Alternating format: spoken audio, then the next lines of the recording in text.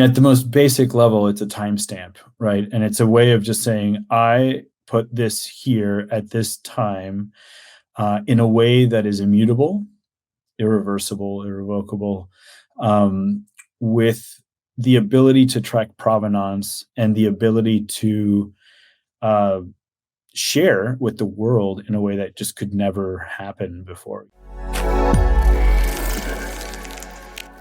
Today, I'm very excited to be joined by Erick Calderon, known online as Snowfro. If you don't know who Erick is, he's the founder of Art Blocks, a generative NFT art platform. He's also the man behind the Chromie Squiggles NFT project. Erick, welcome to the show. How you doing today? I'm doing well. Thank you very much for having me. How's it going with you? It's great. I am actually going through a little flood and a reconstruction of one of the closets in my kids' bedrooms. Oh, So if anybody hears pounding and stuff, that's what's going on. But hey, you know what? Thank goodness there's people out there that specialize in this kind of stuff. Now, here's what we're going to talk about today, everybody. Today, Erick and I are going to explore generative art and what it means for artists and collectors. But before we go there, Erick, I would love to hear your backstory. How'd you get into NFTs? How'd you get into art, Web3, the whole shebang? Start wherever you want to start. Oh man, well, art. Let's start with that. I actually spent many years in high school, even in middle school, in photography, to the point where I even had like a mini darkroom in my closet, black and white photography, developing my own pictures, and surrounded by art since I was a kid. My grandfather was an artist. My brother is an incredible artist, over the first 10 years out of college, it was just kind of like this black hole of just trying to figure out what was going on in my life and who I was. And then, I met my wife, who kind of just, unleashed a whole separate, journey for me, both in collecting art and creating art, being confident in the stuff that I was putting out there. I was making art, let's say about 10 years ago, using projection mapping, which is a technology where you control the outputs of a projector onto a three-dimensional surface. And, the tools that were available were not the tools that I needed to do what I wanted to do. So I had to kind of create those tools myself from scratch. Got frustrated with projection mapping because it's actually just a really big pain in the butt to get a projector to line up with the 3D object on a wall, and switched over to trying to reproduce some of these kind of color gradients that I've kind of been tinkering with, for most of my life. Just the idea of gradients and stippling and dithering is something that's really fascinating and intriguing to me. Started making 3D sculptures. I got a 3D printer and started 3D printing pieces that I would then paint and assemble into like larger pieces. All of these things kind of came to a bit of a stop when I had my first child. You can't have toxic paint and a bunch of like small pieces on the table at 24/7 like I was able to do before. So kind of concentrated on my first kiddo for a while, and then in that time I discovered the blockchain.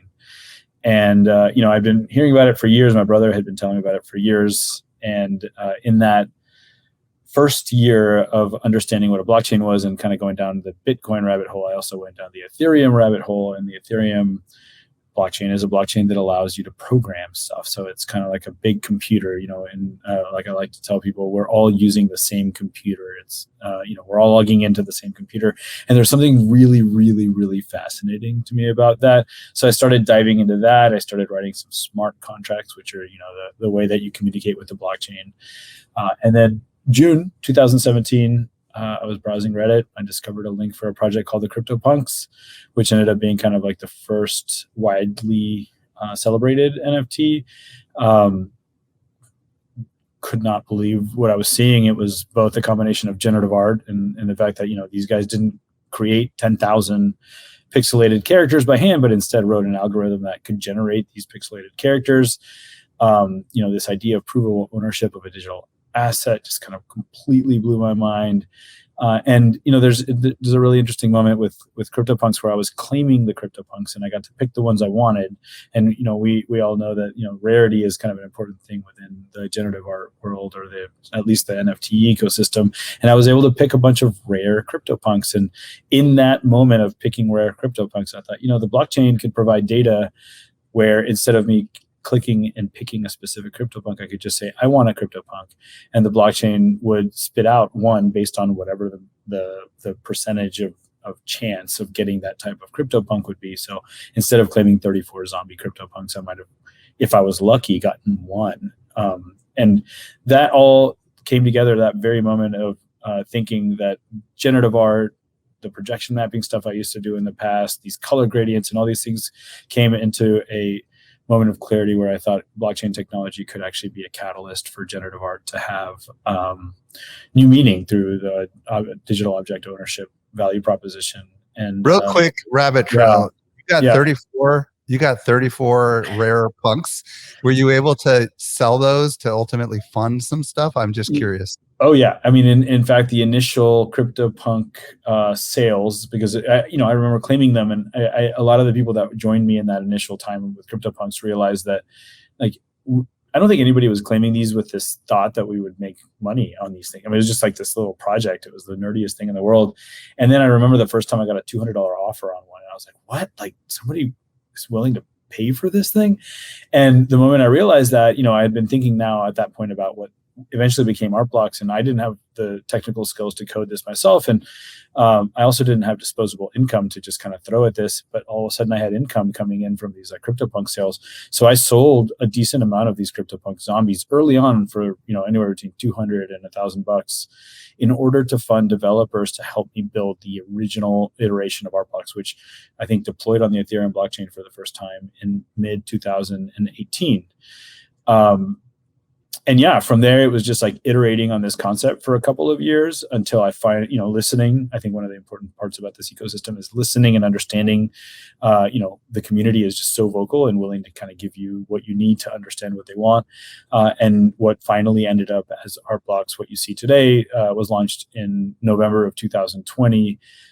Essentially just a combination of all the things that I had been working on, not just like since I started in the NFT ecosystem, but in my whole life. A lot of things came together to finally kind of create what art blocks is today. And it's been almost 3 years now, and haven't looked back really, and just enjoying tell us about Chromie Squiggles, because that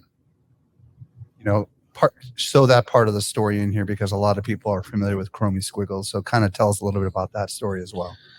Well, the Chromie Squiggle was not originally intended to be an artwork for the sake of art itself, right? In fact, it was meant to be a demonstration of what could be done when you use the Ethereum blockchain to provide randomness or entropy to a generative art project. In the course of the last few years and kind of seeing how the response has been so positive for the Chromie Squiggle, there's been plenty of critics in saying, hey, this wasn't created to be art, because I've been very transparent about that. So it's not art. And, one of the ways I like to respond to that is that sometimes when you're creating something with no intention of doing anything specific with it, you're kind of at this most pure moment of clarity. And, when you see, what my life has been for the last however many years, focused on color. I come from the ceramic tile world. My company was always known to be like a more colorful company, working with gradients, having customers always ask me to help them make custom gradients and stipple, because it's a lot harder to do with tiles than it is with pixels on a screen. And these things all kind of came together into this beautiful, simple, clean mark that ended up being the Chromie Squiggle. And it wasn't until a few weeks before launching art blocks, I was not going to release the Chromie Squiggle as an artwork on art blocks, but I used it for test purposes. So when I was testing the platform, I'd get the community to kind of help mint, and a lot of people started reaching out and be like, I can't wait to own this thing on mainnet. I can't wait to own the real thing. And I was shocked by that. I was actually just humbled and excited, and I'd reply and be like, no, well, this isn't going to be an artwork on art blocks. And what ended up happening is I got enough pushback from people surprised that I wasn't going to make it, that I eventually did push forward and make it happen. Yeah, and just for those that haven't seen a Chromie Squiggle, because a lot of my audience isn't super familiar with, how would you describe what it is exactly? Well, it's a wavy rainbow line gradient that. It's like a slinky almost, right? It's like some of them. In some cases, there's a slinky. There's some that have kind of transparency to them. And the purpose originally was to demonstrate that you can have seemingly unlimited outputs from a generative algorithm. And so what I did is I just took a bunch of point data and connected it with a very curvy line, and then added some of those color features that I've kind of been working on my whole life. This idea of color spread and density and speed. It it when you zoom out, and if you're not familiar with the Chromie Squiggle, they can look very similar to each other. But what's really beautiful is kind of how, as this project has really kind of taken its own life, way unexpected from what I originally thought would happen, people have become experts at the Chromie Squiggle, and even people that don't even dive in deeply can, very much recognize their Chromie Squiggle, and are just really excited about this idea that they own something that's very individualized, very unique to them, but that's very clearly part of a much larger family of work, which is kind of demonstrated with the community that forms around Web3 projects. Well, for those who don't track what goes on in the world of NFTs, Chromie Squiggle is like in the top 10 or 20 of all NFT projects as far as just total ETH transacted. It's a pretty big collection, and you've done a great job. And Art Blocks today is a platform. Is that how we would describe this? Where you have lots of artists that are releasing generative art, correct? Correct. And when you say platform, I mean, that's what the common terminology is here these days with like tech related endeavors. We still kind of haven't figured out exactly what we are. Like, some people call us a gallery because we are curating work and we're selecting artists. Some people within our team, will refer to this more as a publisher, as like a conduit for people to release work. I think, one of the things I push back on pretty regularly in the NFT world or in the digital art space is this idea that, Web 2 or Web 1 or just whatever historical norms may not have an exact copy here within this ecosystem. And I don't know exactly what we are. We're trying to figure that out. But, we created this thing that enabled people to do a thing that they couldn't do before really effectively. And I guess what I'd push back on is trying to fit what we're doing within like a certain mold of whatever has existed in the traditional world in the past, because everything that we're doing is generally writing its own new playbook. Just every single aspect, from like distribution mechanisms to like visibility for artists, and even just this idea that there's a platform that's, not quite self-service, because obviously the artists are selected, but once the artist is selected, just this idea that an artist deploys work in this way is pretty unique. So yeah, kind of a roundabout answer. I think we're still figuring that out, and we're excited to kind of figure that out over time. We're going to get to what generative art is in just a minute, but first thing I want to ask you to try to answer for anyone who's listening is, why should artists, if there's any artists listening, consider generative? Consider NFTs in general. We'll get to generative in just a minute. But what do you want to say to any creatives or artists that are listening right now as far as why maybe they ought to consider NFTs?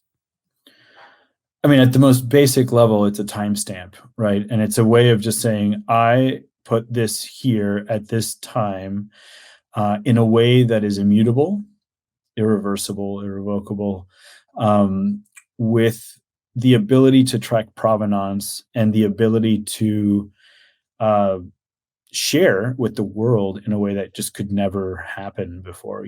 Instantly, any NFT that's created, minted, is instantly available to the entire world to see in a pseudo public art style, where if it's digitally native work, anybody with any phone or computer or tablet can view the work in its native way that it was meant to be viewed, with no barriers. And obviously ownership is important, and that's very much aligned with people wanting to collect these pieces as part of their collection and the way they display them. But it's a new paradigm for inclusivity. And while some of the prices feel like they've kind of skyrocketed, just like in the traditional art world, there's a lot of very expensive things. A lot of those very expensive things are always held behind closed doors.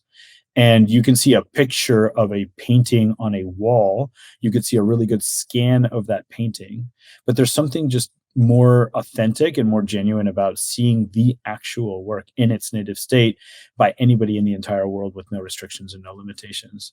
So, if you compound that with especially early on, akin to kind of early Kickstarter, you could cut through the noise pretty quickly because there wasn't that much out there. And, being early, and then also later on when you're less early and it's more noisy, but being very skilled at what you do, found the right people in a much quicker way or much quicker fashion than releasing in the traditional art world.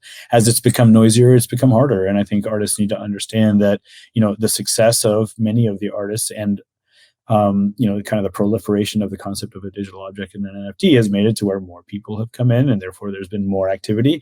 And naturally, it makes it noisier and harder to be discovered.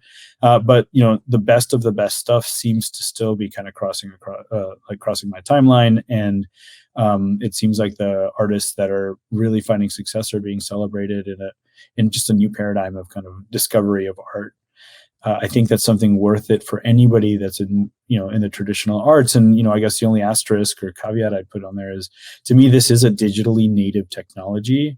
And that doesn't mean that you are not allowed to scan a painting and put it on the blockchain, but just be cognizant of the fact that this is a digitally native technology. And a lot of digital forward art was kind of underappreciated for many, many years. And this is digital art kind of finally getting its spotlight.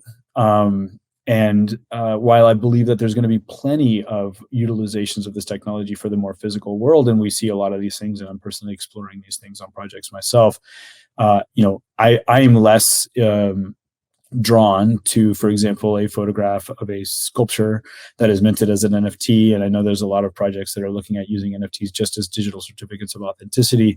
The point of this is that you can prove authenticity of an object, and there is still no connection. Like the blockchain is air gapped from the world, the physical world. And so to me, the truest use case of this technology is in the way that you can authenticate the things that you're controlling using digital object technology. So anything that starts to fall outside of that, while I don't think it shouldn't be here or doesn't belong, just starts to have to give up or erode some of the brand value and like the value proposition of the technology. So, digitally native artists should be the first to really dig into this. And I think one of the beautiful things is that photography these days is fully digital. So to me, any digital photograph, even scanned to that matter, but digitally native photography, it fits right into the same concept.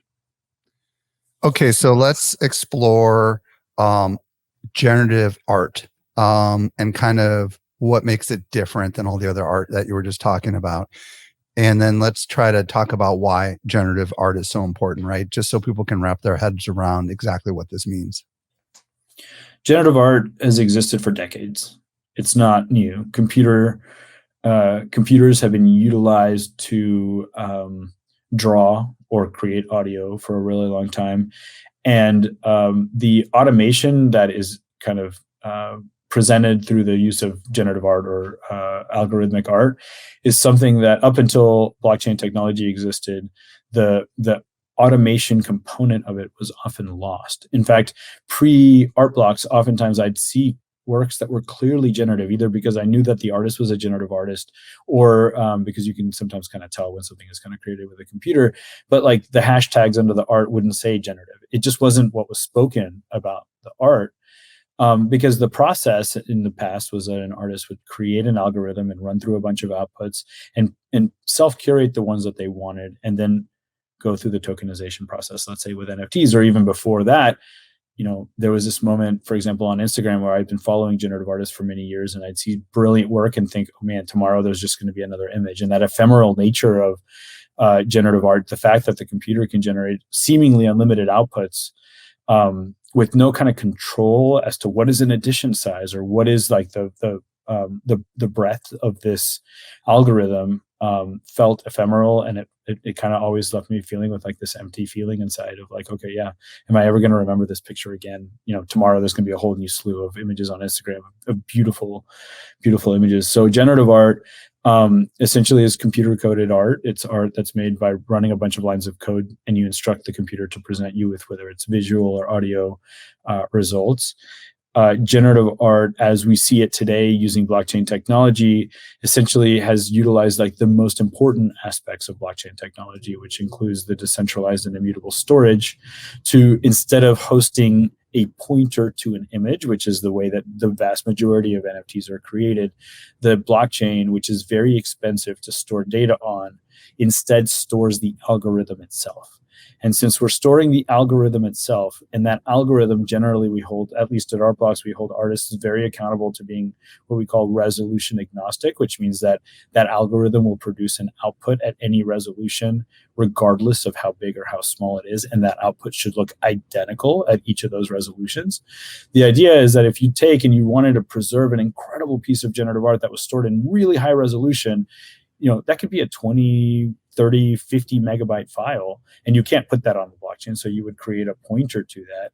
But even that 50 megabyte file in 5 or 10 years, video technology, screen technology may advance such that the file has to be upscaled, or it has to be shown smaller than the size of the screen itself. It's one or the other as the resolution of these screens. Can I ask a couple clarifying questions? So it seems to me, and I'm going to try to translate this for everyone that's listening, that generative art is, for lack of better words, some sort of script. I might not be using the right terminology, but some code that will essentially create a piece of art when it's called upon. And that piece of art is going to always generate the same way. Is that what I'm hearing you say? Correct. And that second component of this, which you just touched on, is the concept of determinism, meaning that, once the piece is created or minted, as we say in the blockchain space, once that piece is created, every time you view that piece, every time you view the algorithm, it produces the exact same output for that specific token.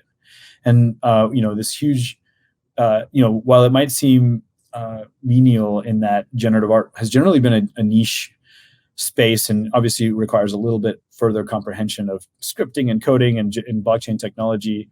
What I think is really critical to understand is that in the past, an artist, even a generative artist, would create an algorithm, would generate a bunch of outputs, would save them to their computer, then go through the process of minting the file, adding metadata for the file, and then listing it for sale. What we've done with Art Blocks and what's happening generally in the generative art space and the NFT ecosystem is that the artist uploads the algorithm to the blockchain once, and that's the end of what the artist does. And from there, the person that is purchasing the artwork comes to purchase the artwork with only information about what could come from the algorithm, but without knowing exactly or specifically what is going to come out of the algorithm. Specifically at mint, just to clarify. At mint. So yes. The token is created at the time of purchase instead of the token being created by the artist in advance and then listed for sale. And this is what we call on-demand generative minting. This is the idea that a collector comes and generates the art and is viewed for the first time by both the collector and the artist at the exact same time, which is a whole new paradigm of creation, where the artist is required to curate the entire algorithm in advance and to view thousands of outputs in order to see, oh man, I don't like brown and red together, so I'm going to code specifically that none of these outputs could randomly select brown and red together. They pre-curate the algorithm and they set an edition size. And this goes back to the ephemeral nature of algorithmic art. You could have literally trillions of iterations of a Chromie squiggle without them ever repeating, but art is editioned. Art is about some people feeling like they have ownership and they participate in supporting an artist and supporting a concept. And so the blockchain sets an edition, the artist sets an edition size on the blockchain, the artwork is released, people come and make a purchase of the outputs up until that edition size is met. And then that edition size, let's say the first 100, 1,000, 10,000, for example, with the Chromie squiggle, represents the entirety of the kind of quote unquote officially time-stamped versions of that work of art. And that algorithm can be used to create seemingly unlimited outputs after that. But the artist is essentially encapsulating or freezing in time what they intended to do with that algorithm in a way that can be viewed in the future at infinite resolution. And we probably should talk about this because we've had other artists like Amber, Vittoria, and others on the show where they create art and then sometimes they'll scan it, you know what I mean? And they'll sell an edition with X number of mounts, or they'll do a limited, really inexpensive, limited time, buy as many as you want. This is a different kind of art because what I'm hearing you say is the artist is creating the script, for lack of better words, the rules, and then the artist kind of lets it out into the wild. Is that kind of what I'm hearing you say? Does that kind of require a new mindset from an artist perspective? Like, because I would imagine a lot of artists might struggle with this. Absolutely. I mean, I think that's one of the hardest barriers of this, but that's utilizing the blockchain technology in its more pure native way. And so, if you spun up a server and let somebody mint an edition of 1,000 and all that information was stored on the server, while there could still be value to that art, and there were websites that allowed you to do that pre-blockchain technology, this is literally using the blockchain in a way that is not a square peg round hole, but instead provides like a product market fit for both digital art and collecting and provenance and authenticity in a way that really was unexplored before. So how do artists who want to create generative art even get started? It sounds like they're going to have to partner with developers.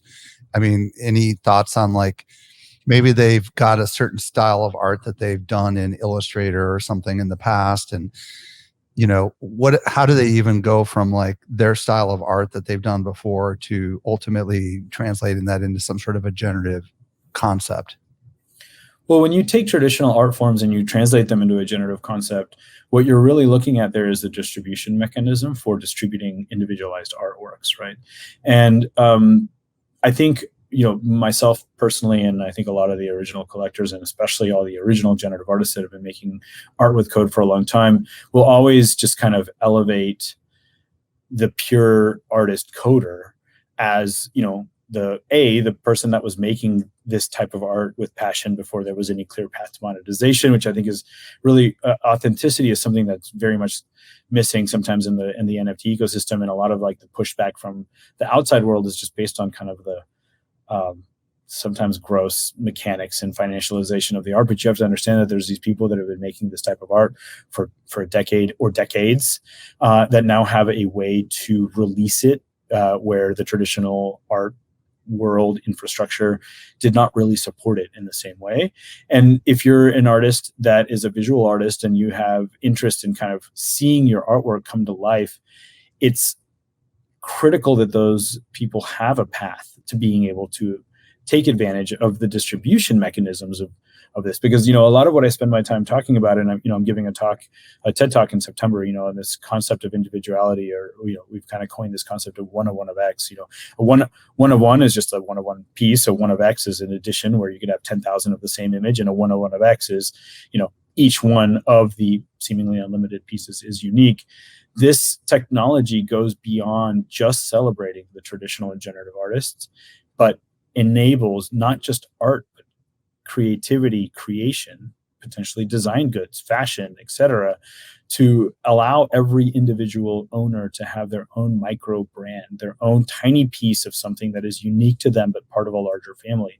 And what that does is that adds one layer of dialogue to the conversation. If you have an edition of 1,000 and they're all the same and we all own the same piece, we can still celebrate it and be very excited about it. But when every single one of us owns the same piece, but slightly unique to us within the same family, it's just one objective layer more of dialogue to have around the piece. Oh man, I love green, but I got a yellow one. Does anybody want to trade? Is at the most basic level, kind of some of the dialogue that we could be talking about, but then also the way that people dive into the algorithm and find what's called emergent traits, which are things that weren't necessarily planned by the artist, but just by the pure random nature and by the sheer volume of outputs. Nature just kind of finds its way into these algorithms in some ways that kind of were unexpected. And so I think that it's really interesting for artists to have access to that. And sometimes what that means is that, think about the idea that there's many coders out there that found a creative side and started creating generative art, which is really beautiful. That's one of my favorite parts of this entire journey. And then there's people that are just straight up coders. They don't necessarily want to add their creativity, but they can help facilitate. It's one thing to maybe have a qualified painter be able to reproduce what an artist wants to see in a painting, but with code it gets a little bit tricky and complex in terms of trying to creative direct, or be creative director for an artist of something that a coder is doing. That said, a coder has the skills for coding. The artist has the skills for subject matter and color and composition that maybe the coder doesn't have. And what I think is beautiful is when an artist that's in the traditional world works with a coder, elevates that coder, right? Doesn't just say, hey, code this thing for me secretly, I don't want anybody to know, but actually takes and elevates that coder, brings them along on the journey, gives them recognition for having been able to translate this and to facilitate this distribution method for this artist. In this case, now you do have a nice, like harmony between the traditional artist or the contemporary artist that's looking for this distribution mechanism as a way of sharing their work in a novel way with the person that actually understands the code and essentially is creating the visual that you're seeing and collecting as a collector. Very cool. Let's talk about the collector side of it a little bit. There's a lot of people that invest in art and hypothesize that in the grand scheme of things, art is the one thing in the NFT world that might stand the test of time, where PFP projects are kind of hot and all the rage right now. Tomorrow, they hypothesize that it's going to be art. So for those that are interested in collecting art, generative art in particular, what do they need to understand? What do you want to say to them? Well, collecting digital art is interesting, right? Because it's like pricing hasn't been figured out yet entirely. Like, supply and demand. It's interesting to think that, with art, you might have supply and demand for individual aesthetics within individual mediums. There's times in the NFT space where there's more demand than supply of all the things, which really affect the way that pieces are collected and pricing is done. And, one of the things that I think new collectors especially need to really understand, and I think give them some confidence in kind of what's happening within the ecosystem today, is that as with every new technology, a lot of value early on was placed on the technology and not the content. And while that's unfortunate, that's actually just pretty normal human behavior. People were really excited. The same thing has happened with the .com bubble, et cetera.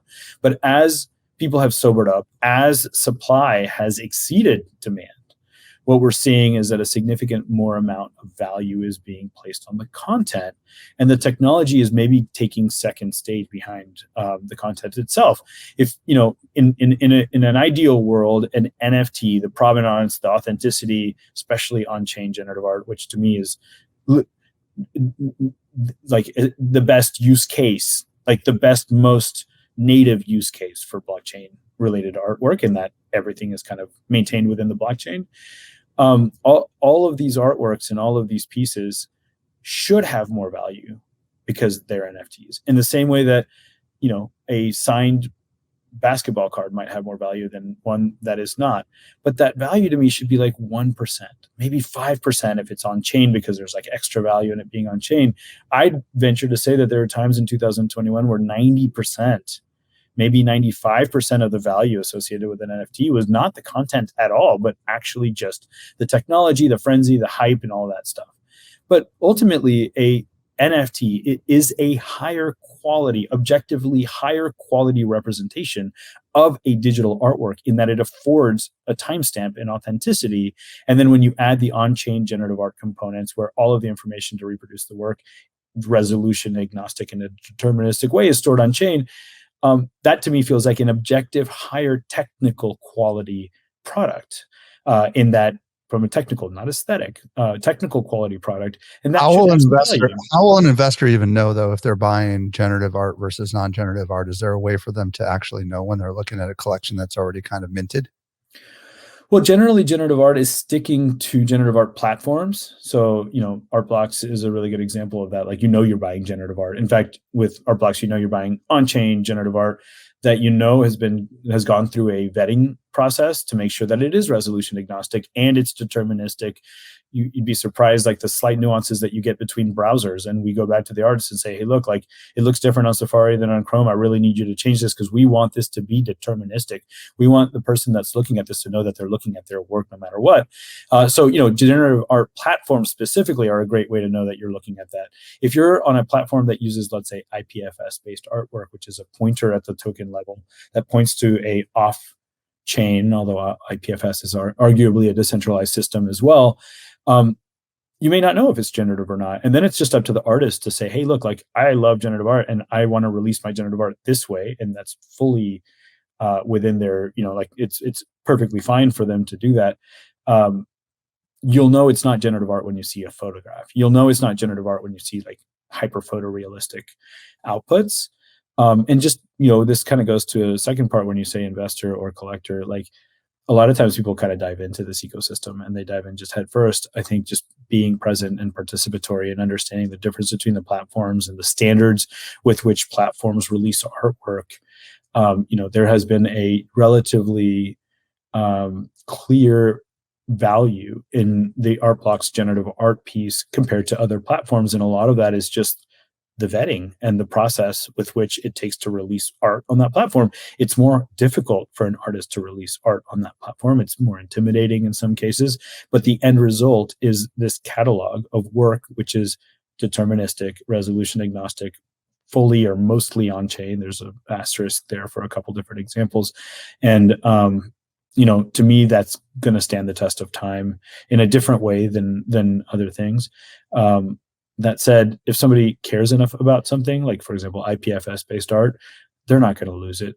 Culture will make sure that art thrives. And that's why, a lot of times, especially like the on-chain generative art maxis say, if it's not on-chain, it's not. If enough people care about an artwork, it will exist in 100 years, in 1,000 years. It's not just going to disappear, even if it's not fully on-chain.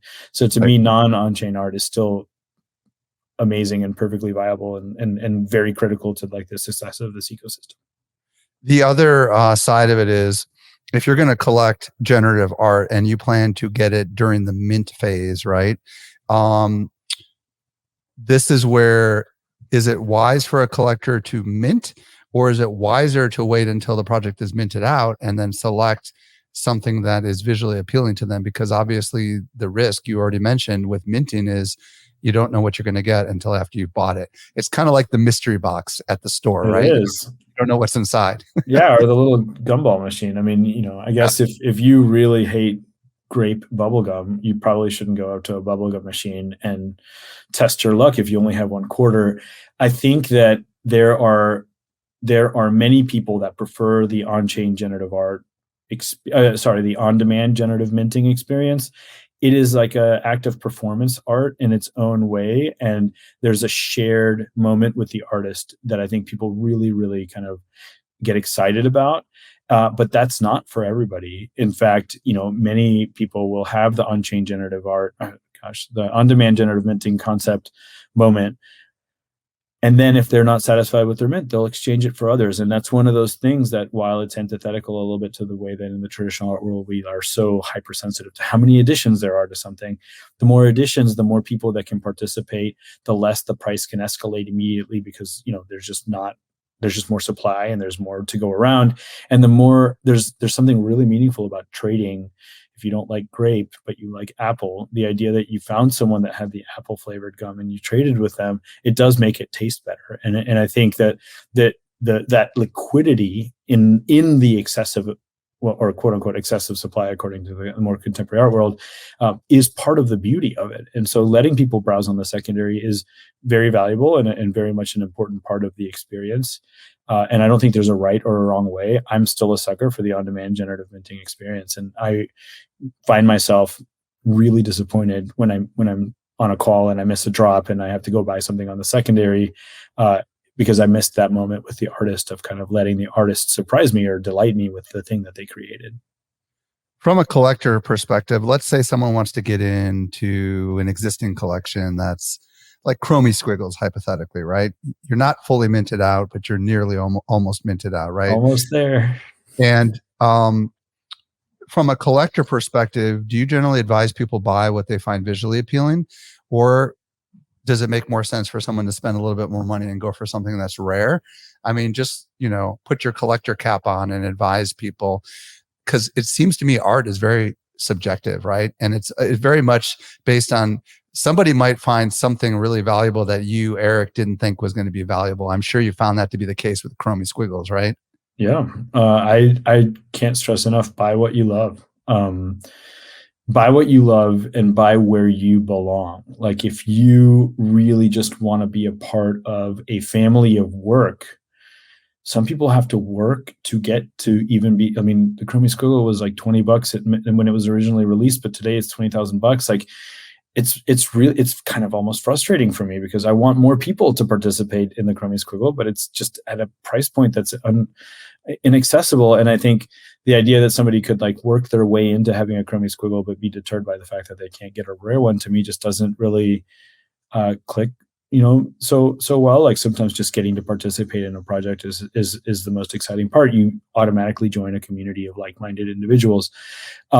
if your budget enables you to participate at a higher level, I think that's really great. Some projects will differentiate between customers or collectors at different levels, and you may have access to more elite benefits as a result of that. But with the Chromie Squiggle, that's not the case. And I think what's so critical to me, and when we talk about democratization of art, and obviously the Chromie Squiggle at $20,000 a pop is not a democratized piece of art anymore.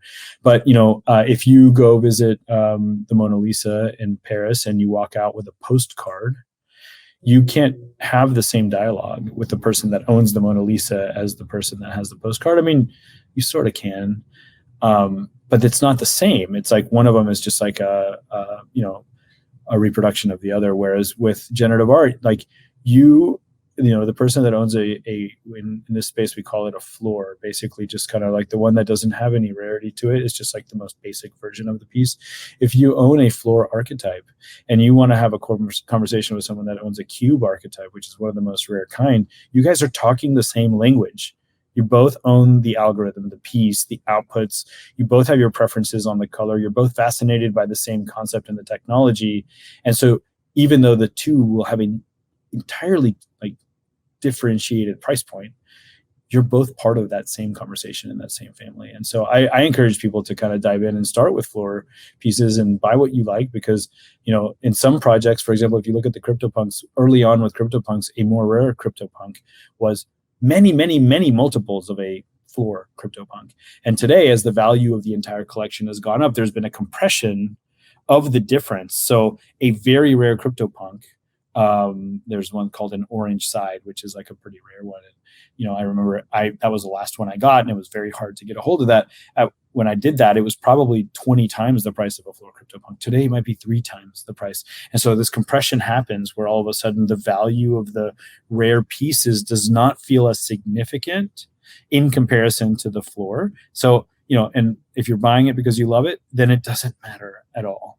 If you're buying it for an investment perspective, then you have a little bit of a risk there. And that's why you buy where you belong, like where you feel comfortable, where you're not risking anything other than having to make a decision one day that you don't have enough wall space and you have to take that down from the wall so that you can put something else up.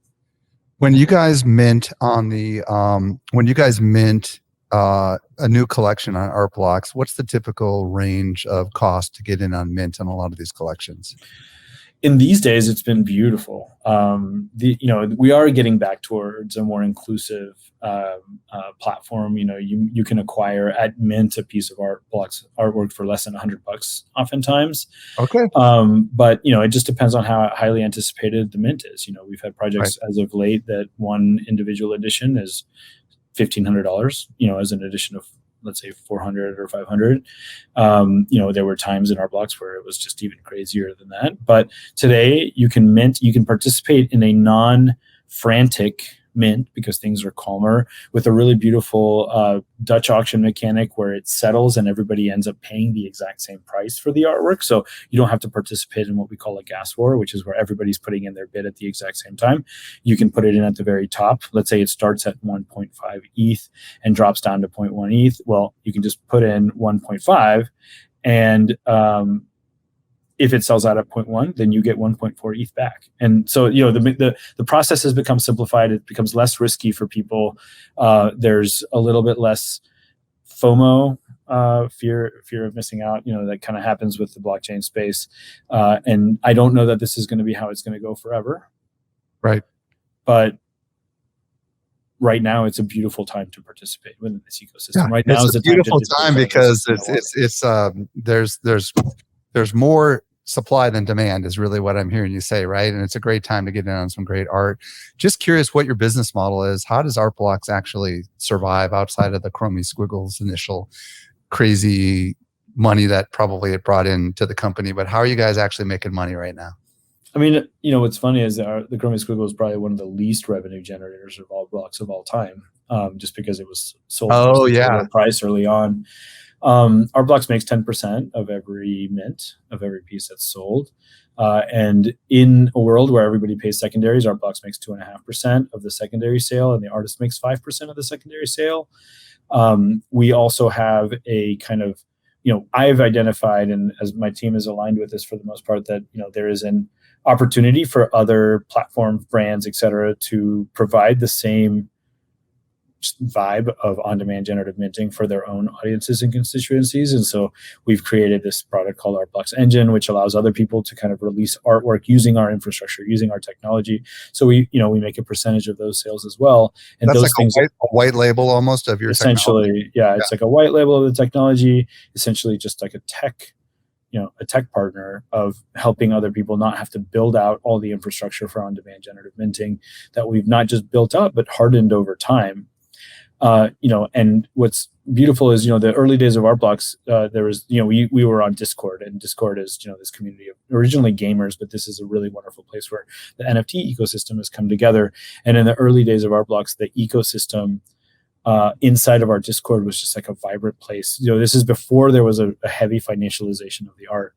And it was all about people being excited about what the next mint was going to be, sharing their mints, showing the mints on their wall, printed, putting it in their 3D metaverse worlds. And people still do that. It's just, the tone has changed a little bit from the fact that people invested heavily at some of the higher price points that, kind of just changed the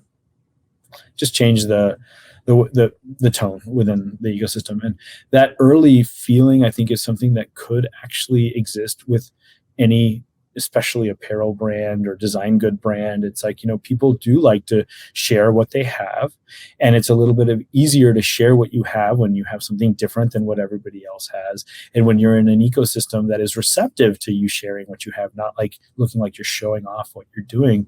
And I do think that us creating this infrastructure and these rails for people to be able to not just share what they have, but to have something that's unique to them, can be applied to, as like a new paradigm for marketing and for releasing not just creative artwork, but creative products in general. Erick Calderon, also known as Snowfro, thank you so much for answering all my questions. If people want to discover more about Artblocks, where do you want to send them? And if they want to connect with you on the socials, do you have a preferred platform, if any, that you're active on? Yeah, so our website is artblocks.io, and our Twitter account is artblocks_io. My personal Twitter account is art on blockchain. It's a really interesting place, Twitter, but it is the place that a lot of this information is communicated and disseminated. And then you can always join our Discord. It's discord.gg/artblocks, and come meet all of the fellow generative art nerds that are just really excited about not just this new paradigm for minting and collecting generative art, but also the NFT technology as a whole. Thank you, Erick, for coming on the show and sharing your insights with us. Oh, thanks for having me. Really appreciate it.